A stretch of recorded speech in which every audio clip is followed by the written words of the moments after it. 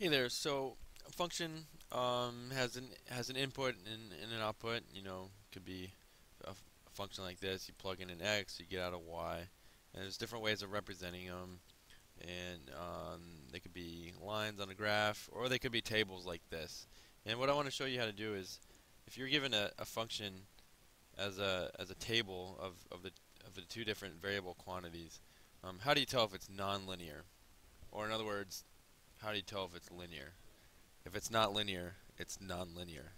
It's nice how the vocabulary works like that. So what you can do, there's a couple different ways of telling from a table whether a function is nonlinear. One is, and this is kind of the boring hard way, is if there's a constant rate of change between the variables, then it's linear. So then it's not nonlinear. And if there's a variable rate of change, then it's nonlinear. The nice way to figure out from a table is to just to graph it and see if it looks like a line or not. So that's what I'm gonna do for these two, um, and then I'll show you the rate of change thing after this. So we'll do this function first. T or v as a function of t, or t is the input, so we're going from t to v.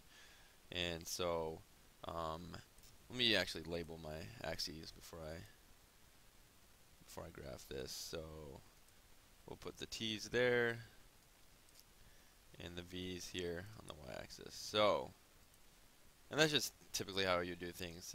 If you're given a table like this, the one on the left would be on the x-axis, and the one on the right would be the y-axis. So, all right. So the first point here is 1, 4. So 1, comma 4 would be there, and then we've got 3, 6, and we've got 5, 8. So t is 5 and v is 8. By the way, I don't really know what T and V stand for. Yesterday when I prepped this, that meant something to me. I was probably going to make some bad joke about that, but now I have no idea. It's just T and V now. Okay, so if you can draw a straight line to connect all the points of your function, it is linear. So it's not nonlinear. Okay, so that is a linear function. It turns out. So that is a very straight line there. Um, okay, let's look at this guy. This is a function of strawberries in terms of sun. And I do remember what this means because I drew little pictures. I was thinking maybe you would record the values of how many hours of sunshine per day your strawberry patch gets versus how many strawberries per plant, something like that. Just go with it. So let's plot this. Our first point is 0, 0.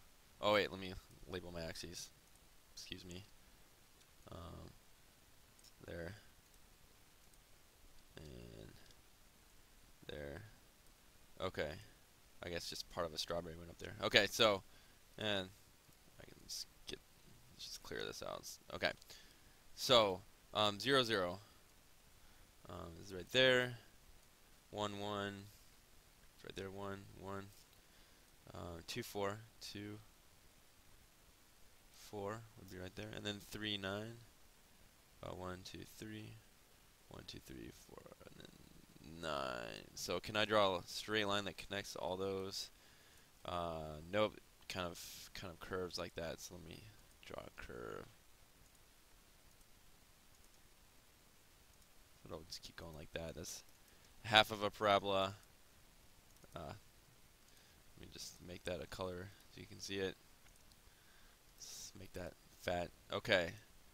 There, so you can see it has to curve. So that's a nonlinear function right there. And you can also, if you're just wanting to do this kind of thing, you could take the values and see if there's a constant rate of change or not. So the rate of change, let's get some color here. I'll do this in yellow. So the rate of change, you just pick 2 points. So rate of change is the change in the output variable over the change in the input variable. So we got a 0 minus 1 over 0 minus 1. That is equal to negative 1 over negative 1. So the rate of change there is 1. But if you look at going from this point to this point. So the changes in the y, the output variable would be 1 minus 4, and and then the change in the x would be 1 minus 2. So then we've got negative 3 over negative 1, which would be equal to 3. So here's two different rates of change. So if the rates of change at all, then it'll be a nonlinear function. You can see the rate of change kind of equates to the slope here. So the slope is like that down there, it's like that there, and like there. It's changing. But on a linear function, if you do the rate of change, it'll have a constant rate of change, and that's what makes it a straight line.